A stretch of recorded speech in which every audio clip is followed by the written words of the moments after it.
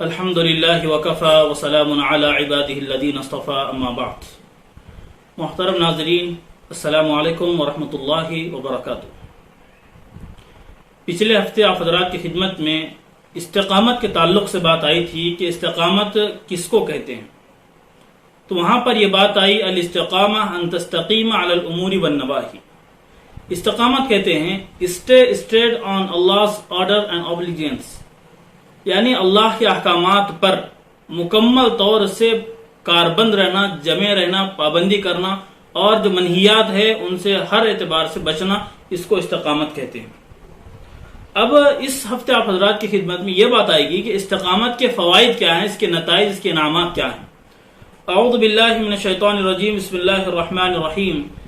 ان الذين قالوا ربنا الله ثم استقاموا تتنزل عليهم الملائکہ اللہ تخافوا ولا تحزنوا وابشروا بالجنة التي كنتم توعدون.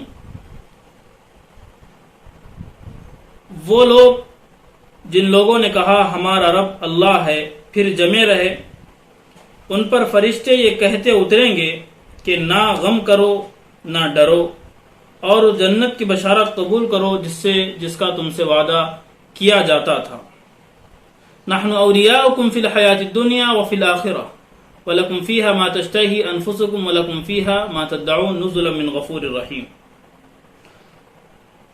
آگے اور یہ بات بیان فرمائی، ہم دنیا میں بھی تمہارے حمایتی رہے اور آخرت میں بھی رہیں گے، اور جنت میں تم جو چاہو گے تم کو وہ چیزیں عطا کی جائیں گی.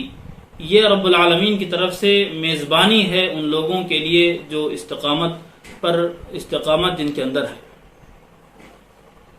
اس آیت کریمہ میں ایک انعام بیان کیا گیا ہے کہ جو استقامت جس بندے کے اندر رہے گی، جس مومن کے اندر رہے گی، استقامت کا بدلہ جنت ہے. دوسرا انعام جو بیان کیا، فلا خوف علیہم ولا هم يحزنون، نہ دنیا میں ان پر کوئی خوف ہوگا، نہ گھبراہٹ ہوگی، نہ آخرت میں ان کے لیے کوئی غم کرنے کا مکان ہوگا، کوئی غم کرنے کی گنجائش ہوگی. کسی طریقے سے نہ وہ ڈریں گے، نہ ان کے اندر گھبراہٹ ہوگی، نہ ہی وہ نا امید ہوں گے، یعنی غم کی کیفیت ان کے اندر نہیں ہوگی. یہ دو انعامات ہیں. ایک انعام ہے جنت میں داخل ہونا، دوسرا انعام ہے دنیا و آخرت میں ان پر کسی طرح کا کوئی غم، کسی طرح کا ڈر نہیں ہوگا. یہ دو انعامات ہیں استقامت کے. ہمیں چاہیے کہ ہم مکمل طور سے استقامت اپنائیں. ایک بات. دوسری آیت میں جو بات کہی گئی، ان الذين قالوا ربنا الله ثم استقاموا فلا خوف عليهم ولا هم يحزنون اولئك اصحاب الجنة خالدين فيها. دوسری آیت کریمہ میں یہ بات بیان کی گئی، ایک تو جنت میں جائیں گے اور جنت میں ہمیشہ ہمیشہ کے لیے رہیں گے. ایسے تو جو جنت میں جاتا ہے وہاں سے نہیں نکالا جا سکتا، لیکن اللہ نے یہاں خالدین فیہا کہہ کر یہ بات بیان فرمائی کہ جنت ان کے لیے کنفرم ہے، وہ جنت میں ہمیشہ رہیں گے، وہاں سے نکلنے کا کوئی وہاں طریقہ نہیں ہوگا، وہاں سے نکلنے کوئی گنجائش نہیں ہوگی، مکمل طور سے وہ جنت میں رہیں گے. یہ ہو گئی استقامت کے تعلق سے باتیں، اس کے انعامات. ایک آخری روایت جو اس باب سے تعلق رکھنے والی ہے، جو حضرت ابو ہریرہ رضی اللہ عنہ سے مروی ہیں. قال رسول اللہ صلی اللہ علیہ وسلم قاربوا وسددوا واعلموا انه لا ينجو احد منكم بعمله. قالوا ولا انت يا رسول الله؟ قال ولا انا الا ان يتغمدني الله برحمت منه وفضل. رواه مسلم. صحیح مسلم کی روایت ہے، اللہ کے رسول صلی اللہ علیہ وسلم نے ارشاد فرمایا، دین پر سیدھے سیدھے چلو اور مضبوطی اختیار کرو، اور جان لو کہ تم میں سے کوئی اپنے عمل کی وجہ سے کامیاب نہیں ہوگا. صحابہ نے دریافت کیا، کیا آپ بھی اللہ کے رسول صلی اللہ علیہ وسلم؟ آپ نے فرمایا، ہاں میں بھی، لیکن اللہ مجھے اپنے رحمت اور اپنے فضل سے پناہ عطا کرے گا. رواہ مسلم.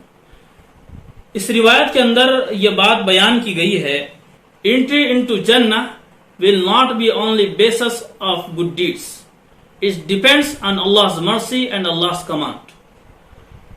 یہاں پر یہ بات واضح کر دی گئی کہ جنت میں داخل ہوا جو جاتا ہے وہ عمل کی بنیاد پر نہیں، کامیابی جو ملتی ہے وہ صحیح عمل کی بنیاد پر نہیں. اصل جو چیز ہے وہ اللہ کی مرضی ہے، اللہ کی رحمت اور اللہ کے فضل سے بندہ جنت میں جائے گا. اپنے عمل کے بل بوتے پر جنت میں بندہ نہیں جائے گا.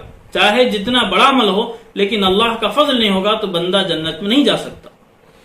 تو یہاں پر ایک سوال یہ پیدا ہوتا ہے کہ قرآن کریم کی ایک آیت ہے ادخلوا الجنۃ بما کنتم تعملون، کہ تم اپنے عمل کی بنیاد پر جنت میں داخل ہو جاؤ، یہاں پر یہ بات ہے، لیکن حدیث میں یہ بات کہی گئی کہ عمل کی بنیاد پر نجات نہیں مل سکتی۔ تو محدثین نے بہت سارے اس کے جوابات دیے ہیں، جو معقول جواب اس کے اندر وہ یہ ہے کہ عمل تو یہ ذریعہ ہے جنت میں جانے کا، لیکن یہ ذریعہ کیسے بنا؟